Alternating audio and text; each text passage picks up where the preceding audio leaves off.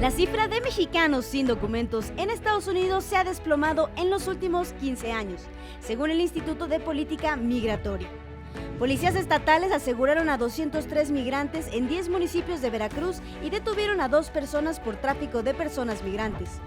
Con la promesa de vivienda y ayuda social, el gobierno francés envía migrantes sin hogar a las afueras de París previo al inicio de los Juegos Olímpicos.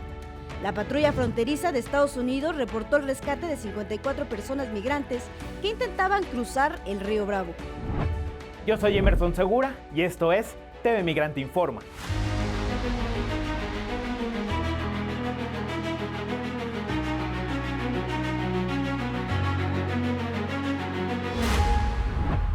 Este 8 de julio, el Comité Nacional del Partido Republicano de los Estados Unidos publicó la Plataforma Republicana 2024 Make America Great Again, un programa político para un eventual gobierno republicano, el cual contempla varias medidas xenófobas y antiinmigrantes que buscan profundizar las acciones de mano dura implementadas durante el primer gobierno de Donald Trump, como deportaciones masivas y el refuerzo de las fronteras. Vamos a ver.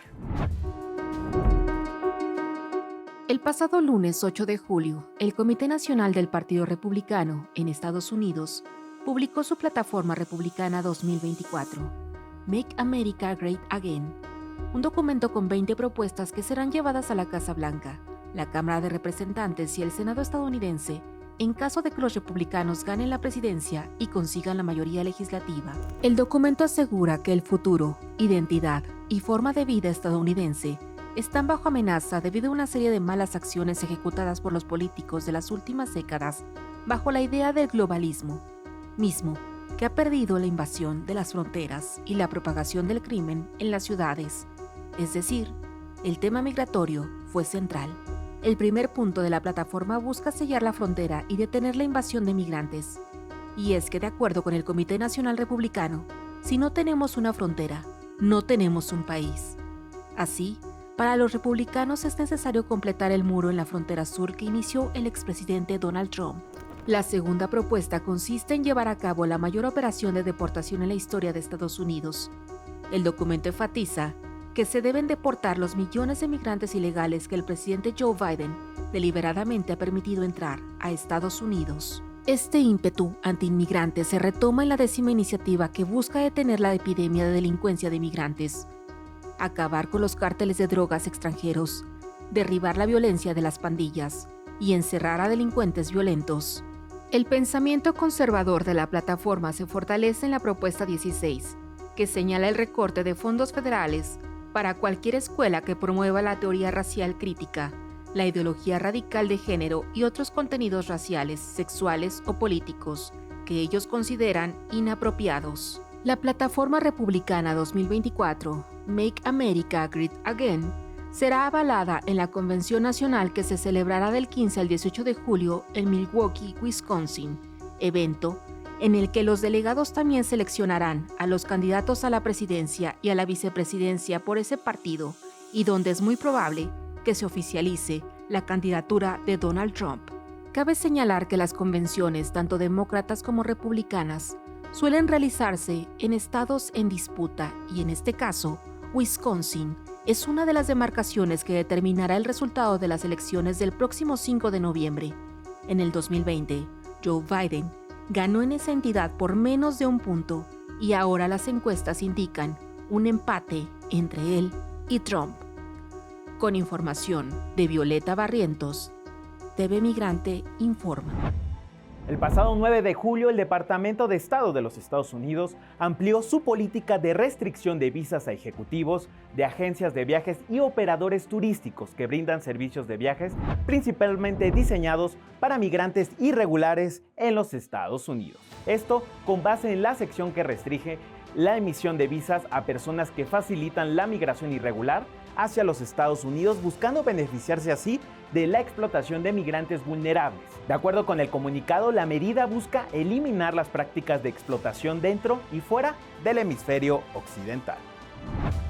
Keir Starmer, el recién electo primer ministro del Partido Laborista del Reino Unido, dio por enterrado el plan de deportación de inmigrantes a Ruanda que implementó su antecesor del Partido Conservador, Rishi Sunak. En su primera conferencia como primer ministro, el pasado 6 de julio, Starmer señaló que el mencionado plan de deportación en realidad nunca funcionó. Look, the Rwanda scheme was dead and buried before it started. It's never been a deterrent. Look at the numbers that have come over in the first 6 and a bit months of this year. They are record numbers. That is the problem that we are inheriting. It has never acted as a deterrent. Hay que recordar que el Plan Ruanda fue impulsado por el ex primer ministro Sunak en el 2022 y consistió en que las personas solicitantes de asilo y extranjeros que llegaran de manera irregular al país fueran transferidas a Ruanda, esto después de que el Parlamento británico lo declarara como un país centroafricano seguro. Cabe señalar que esta medida fue altamente criticada por activistas de derechos humanos y por las Naciones Unidas por ser considerada una violación a los tratados internacionales en materia de asilo y refugio. Después de que las izquierdas en Francia le cerraran el paso a la ultraderecha de Marine Le Pen, tras el vuelco electoral sin precedentes que se vivió en el país europeo el pasado 7 de julio, el reto para las izquierdas que se aglutinaron en el nuevo Frente Popular será imponerse en la Asamblea Nacional con 182 de los 577 escaños. Jean-Luc Mélenchon, líder de Francia Insumisa y del nuevo Frente Popular, reclamó al presidente Emmanuel Macron tener el deber de llamar al nuevo Frente Popular a gobernar con su programa. Le président a le pouvoir, le président a le devoir d'appeler le nouveau Front Populaire à gouverner.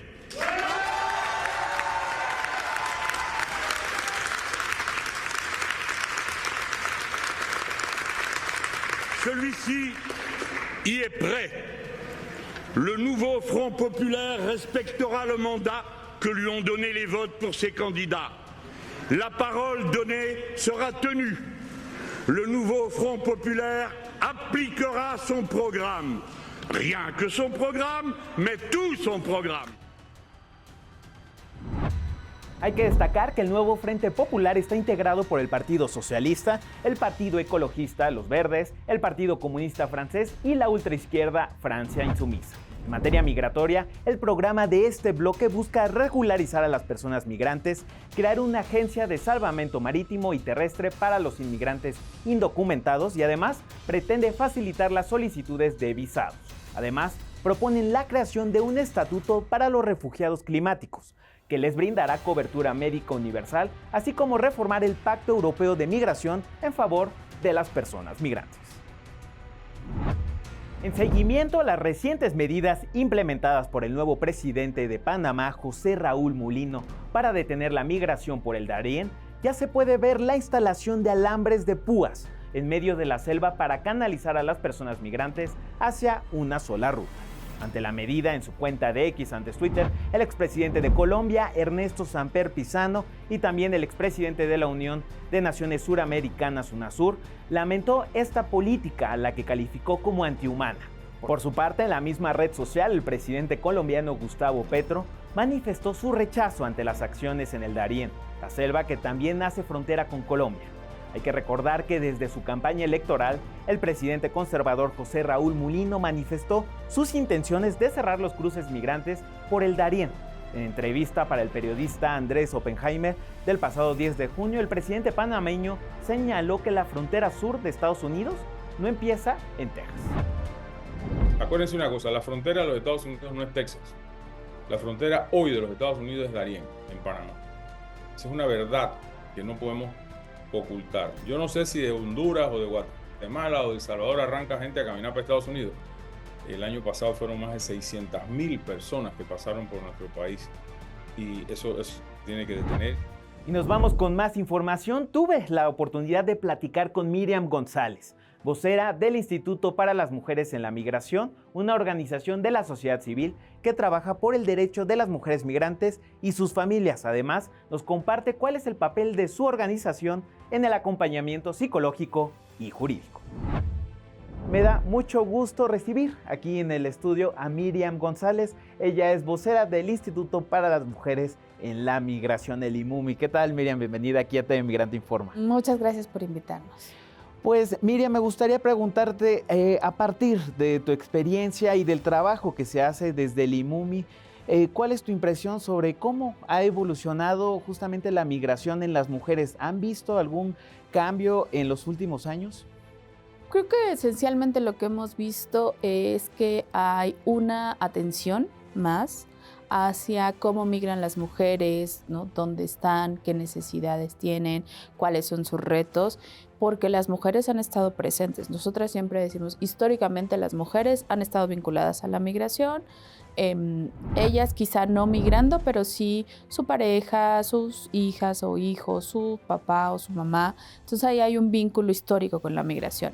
Como migrantes, ellas son el 50% de la población migrante en el mundo desde hace muchísimos años, más de 6 décadas.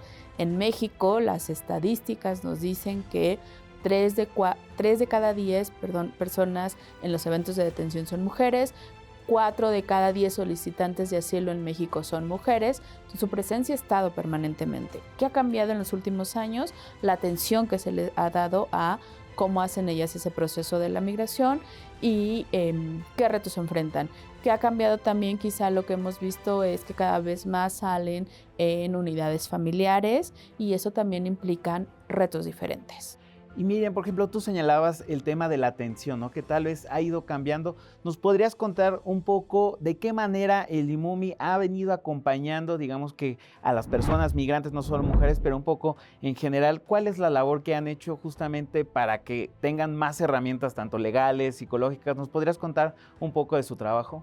Sí, mira, en el IMUMI, que es el Instituto para las Mujeres en la Migración, una de nuestros ejes fundamentales de trabajo es el acompañamiento o asesoría jurídica hacia las mujeres migrantes y sus familias. A través de nuestra clínica jurídica tenemos áreas como el derecho migratorio mexicano, el derecho migratorio estadounidense, asilo, niñez migrante, de lo familiar, derecho familiar. Y a partir de ese acompañamiento que damos a casos o esas asesorías, pues vamos identificando temáticas que empezamos con un proceso de investigación y un proceso, por supuesto, de incidencia. Y lo puedo poner con un ejemplo.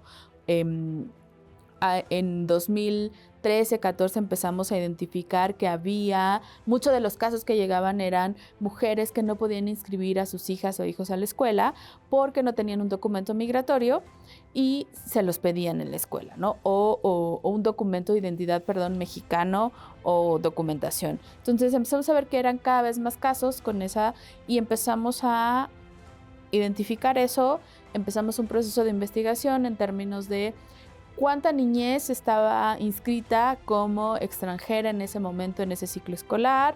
Empezamos también a revisar qué instancia es la que tendría que cambiar algo y en qué documento se tendría que cambiar algo para que esta niñez no hubiera obstaculizado su derecho a la educación.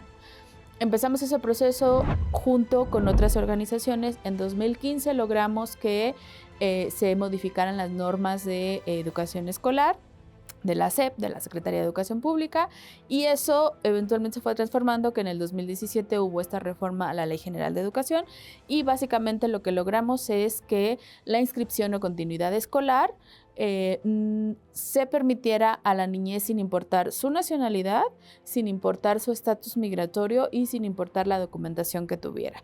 Y entonces eso impacta a muchas más personas y muchas más familias de las que atendemos. No solo resolvimos los casos, sino que también hay, ¿no?, personas que ni siquiera saben que existimos como organización o que están muy lejos de donde estamos ubicadas nosotras. Entonces, ¿cómo podría impactar? Y esa es la forma en que trabajamos desde el IMUMI, y eso se puede, podemos tener, ¿no? Se puede reflejar en muchos más ejemplos que vamos trabajando, pero esa es nuestra intención, finalmente generar cambios mucho más grandes que tampoco son, por ejemplo, esta educación desde el 2015 y después 2017 con esta reforma a la Ley General de Educación, y hoy seguimos teniendo casos donde no se les permite, porque también tenemos que pensar en esta costumbre, ¿no? Tú vas a inscribirte a la escuela o vas a inscribir a tu hija o hijo a la escuela, ¿qué es lo primero que te piden? Un acta de nacimiento, tu CURP, ¿no?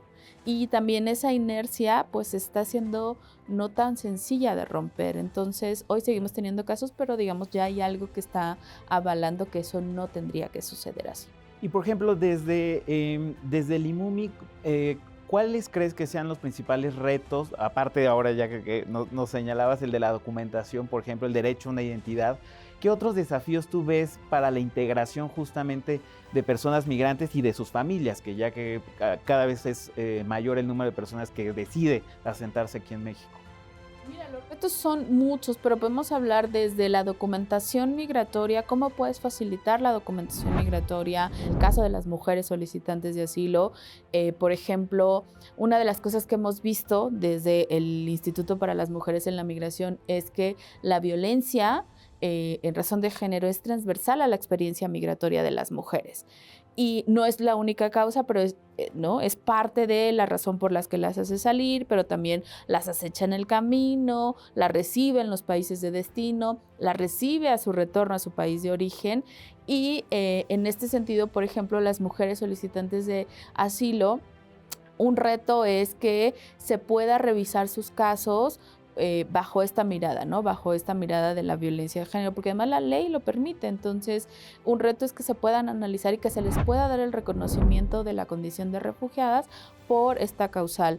El año pasado sacamos la propuesta de la construcción de un programa piloto que básicamente lo que decía es que una mujer que ha sido víctima o que es sobreviviente de violencia de género, se le pueda facilitar la documentación migratoria, sobre todo ser reconocida como refugiada desde su país de origen. Y eso implica que pudieran hacer un tránsito con muchos menos peligros de los que lo hacen ahora. Entonces, eso, una vez en México, tiene que ver por ejemplo, el acceso a la justicia, el acceso a la salud, el acceso a un trabajo en condiciones dignas, el acceso a incluso hasta una cuenta bancaria, ¿no? Porque muchas veces todo está supeditado a un documento y cuando tienen un documento, por ejemplo, instituciones bancarias que no reconocen ese documento. Entonces, podemos aquí hablar, ¿no? Quedarnos todo un día hablando de qué retos se enfrentan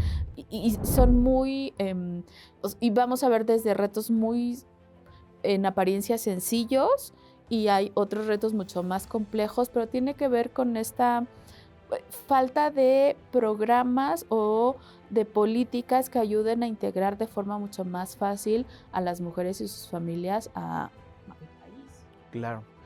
Pues Miriam, para que nuestra audiencia pueda encontrarlos justamente el IMUMI, ¿dónde pueden encontrarlas en redes sociales? Nosotras estamos en X como @IMUMIDF, en Instagram como @IMUMI_MX y en Facebook como IMUMIAC. Pues ahí tienen las redes sociales. Miriam, muchísimas gracias por estar aquí en TV Migrante Informa. Muchas gracias a ustedes por el espacio. La Financiera para el Bienestar, a través de la tarjeta FinaBien, permite que los connacionales puedan realizar depósitos y transferencias a sus familias en México. Actualmente, FinaBien ha distribuido 76,000 tarjetas en los Estados Unidos y 205,000 en México, con una comisión hasta 83% menor a la de algunas remesadoras. En 2023, el mercado de las remesas superó los 63,000 millones de dólares. Vamos a ver los siguientes datos presentados esta semana.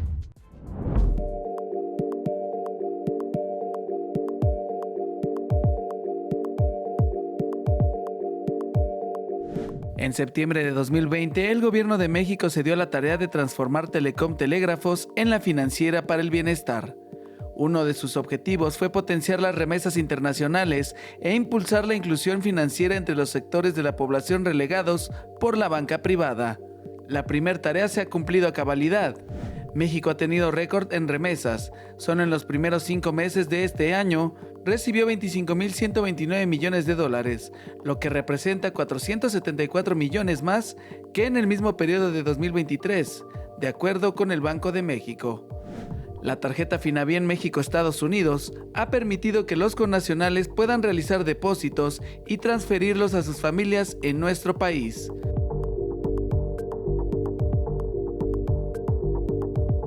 Los mexicanos que ya hacen uso de este servicio se dicen satisfechos por las facilidades con las que cuentan.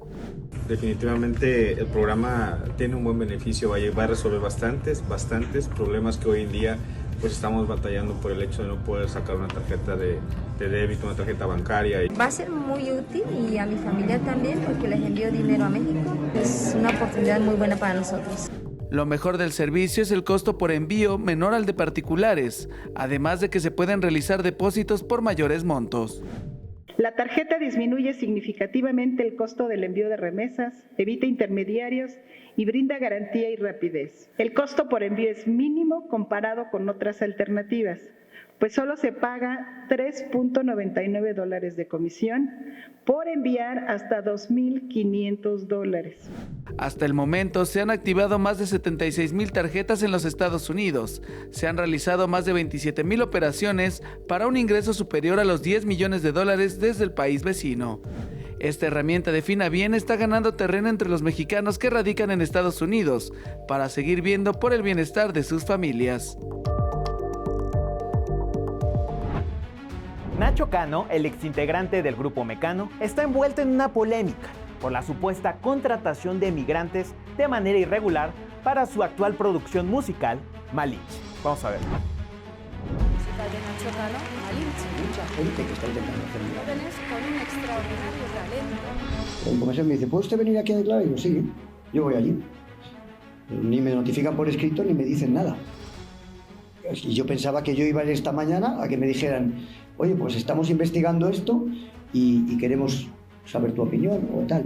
No que me detuvieran, me hicieron una foto, me pusieran las huellas y saliera luego en la serie del País automáticamente después. El destacado compositor y productor musical Nacho Cano fue acusado de tráfico de migrantes y de haber violado los derechos laborales en España, su país de origen. El pasado 9 de julio, el también exintegrante del grupo Mecano fue notificado por la Policía Nacional Española de haber incurrido en este comportamiento luego de que un integrante de su obra musical, Malinche, lo denunciara por supuesto tráfico de migrantes y explotación laboral de mexicanos migrantes. Las y los mexicanos que participan en el musical del productor español forman parte de un programa de la Fundación Casa de México en España, una plataforma conjunta de la sociedad civil y del gobierno para promover a México en España, la cual brindó 3 becas para que jóvenes mexicanos pudieran participar en el musical de Cano, a lo que el compositor español solicitó una extensión para cubrir a 19 jóvenes mexicanos más y traer a México la puesta en escena a inicios de 2025. La bailarina denunciante señaló que el productor habría cometido irregularidades en sus contrataciones y que las condiciones en las que vivían no eran las adecuadas. Sin embargo, algunos becarios no comparten los señalamientos en contra de Cano. Nosotros venimos sabiendo lo que hacíamos y bajo qué condiciones, las cuales son óptimas y tenemos todo lo que necesitamos y se nos prometió en su momento y más. Y además dirigían las preguntas a que contestáramos sobre el acoso que no existe, sobre un contacto rebasado que no existe y sobre una explotación u ofertas de trabajo dentro del templo canalla que no existe. Entonces, nuestras participaciones son voluntarias y nuestras prácticas, como ya lo dijo el maestro Nacho, son necesarias y es lo único que estamos haciendo. Cano denunció que todo esto tiene tintes políticos, pues en conferencia de prensa afirmó que se trata de una persecución política por el apoyo que muestra a favor de la presidenta de la Comunidad Madrid, la conservadora Isabel Díaz Ayuso, del Partido Popular, y reiteró que los 17 jóvenes que cuentan con la beca se encuentran realizando prácticas y no son trabajadores. Bueno, esto está ocurriendo porque estamos en un estado en el cual las fuerzas de seguridad actúan contra un ciudadano libre, determinado por un contexto político absurdo. Eso es lo que pienso que está pasando. Ante esto, el embajador de México en España, Quirino Ordaz Coppel, se reunió con las 17 personas mexicanas que participan en el musical y les reiteró su apoyo. En un comunicado publicado por la Embajada Mexicana, se dio a conocer que la representación diplomática continuará otorgando asistencia jurídica a la bailarina que interpuso la denuncia. Los hechos llegan en un momento en el que los partidos de derecha y ultraderecha española, el Partido Popular y Vox, han promovido un discurso de xenofobia y de rechazo hacia los migrantes y menores de edad no acompañados que llegan a España. Con información de Brian Amaya, TV Migrante Informa.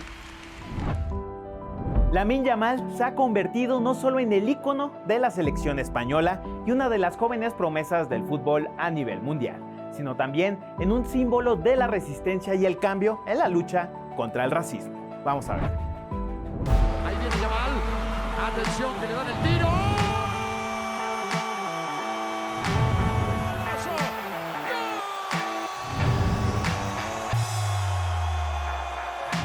Lamine Yamal ha saltado a las portadas de los principales diarios en el mundo. La razón, ser el protagonista del paso de la selección española a la final de la Eurocopa. Le puede pegar, viene Lamine a la media luna, le pega Lamine, qué buena va.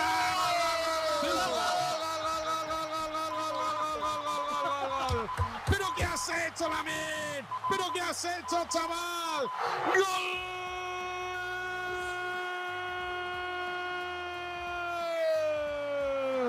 ¡Qué golazo de Lamine para la historia del fútbol, para la historia de la Eurocopa! Sin embargo, desde el comienzo del torneo se han visto en las redes sociales mensajes racistas contra Lamine Yamal y Nico Williams, hijos de migrantes y racializados. Sobre todo del primer gol, que lo hizo un hijo de inmigrantes. Disfruté del gol de Lamine Yamal, me encantó el gol de Lamine Yamal, me encantó. ¿Y cuál es el problema? Si no hubiera estado Lamine Yamal, a lo mejor gol hubiera metido otro. Yamal nació en Barcelona, su padre Moanir nació en Marruecos y su madre Fátima en Guinea Ecuatorial. Su nombre Lamine, de origen árabe, significa honesto y Yamal, belleza. Yamal, cada que anota un gol, hace la señal 304 con sus dedos, recordando sus orígenes humildes en el barrio de Rocafonda en Mataró. El 304 con sus dedos hace alusión al código postal de ese lugar, el 08304. Localidad que ha recibido por muchos años a la migración y en la que todavía ahora vive buena parte de su familia. Este barrio ha sido estigmatizado por su pobreza y el número de migrantes en él. En varias ocasiones, el partido de extrema derecha Vox ha vinculado la migración con delincuencia, especialmente en los barrios más pobres como el de Yamal, y los ha llamado estercoleros multiculturales. Convierten naciones enteras en estercoleros multiculturales. A lo largo del torneo, las redes sociales han sido el refugio para los mensajes de círculos de extrema derecha que aseguran no apoyar a la selección española por incluir a jugadores como él de padre marroquí y madre ecuatoguineana. Yamal también lleva serigrafiado en sus botas las banderas de Marruecos y Guinea Ecuatorial.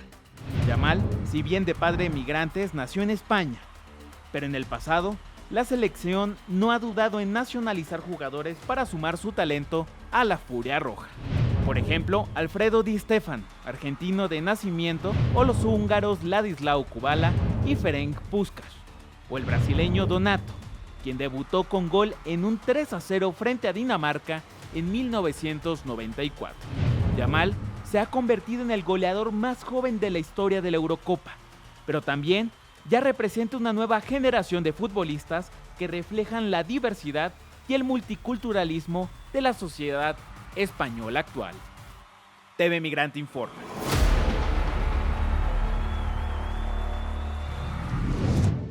Muchas gracias por estar en este programa de TV Migrante Informa. Yo soy Emerson Segura y no se pierda todo nuestro contenido en MX Plus, Altavoz Radio y desde luego en Canal 14. Hasta la próxima.